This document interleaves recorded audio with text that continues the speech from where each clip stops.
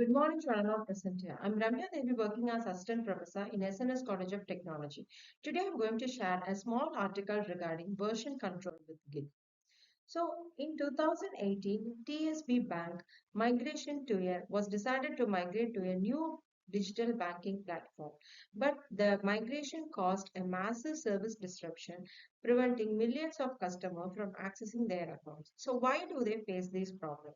Because of the poor management of software changes and inconsistent tracking of code updates throughout the migration process.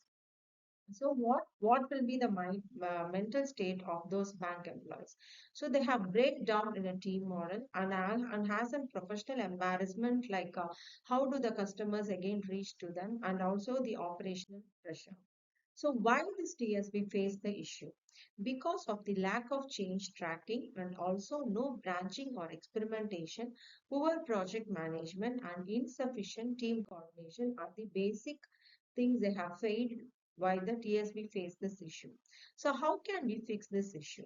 So we can fix this issue through version control with Git. It is a tool used to manage and track changes to the source code. So it is very essential for managing changes in software development, which allows the teams to collaborate effectively and keep track of code changes. And Git is widely used version control system that enables developers to track changes, revert to previous versions, and collaborate on projects. So how do we like version control system are tools that help the developers manage changes to source code over the time. They track every change made to the code base, making it very easy. So the first step is collaborate. So multiple developers can work on different features without interfering with each other's work. And also the next is revert, which developers can go back to the previous version of the project if something goes wrong in the project. And also we can able to create branches and merge finally. So Git allows developers to create branches for new features they are developing and merge them back to the main project. So, like Git is a distributed version control system that allows developers to keep track of changes to their code and collaborate with others. So, unlike centralized version control system like Subversion SVN, Git allows each developer to have a full copy of the project, which includes the complete history of the project. So these are the features of Git. So branching and merging. Git allows multiple branches to work out different features or bug fixes simultaneously and later merge them into the main code base. And it is very efficient and fast and designed to handle large projects.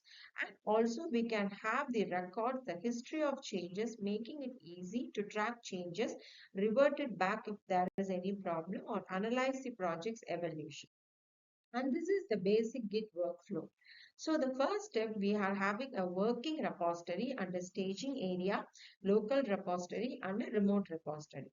So in the Git repository, first we have to initialize the Git repository. You can start a new Git project by initializing a repository, and the command used for it is git init. And also you can clone a repository. To contribute to an existing project, we can clone the repository to your local machine. So git clone, like we can use the clone from one version to the other version. And also we can check the status of your repository to see what changes have been made and are not yet staged or committed. So that is called as git staged or git status. And also we can add changes to the staging area. To add changes to the staging area, we can use the ready to commit like git add.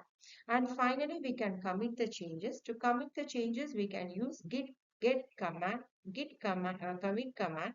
So the commit message should briefly describe what was changed, like what feature has been added. And finally, we push the changes to the remote repository.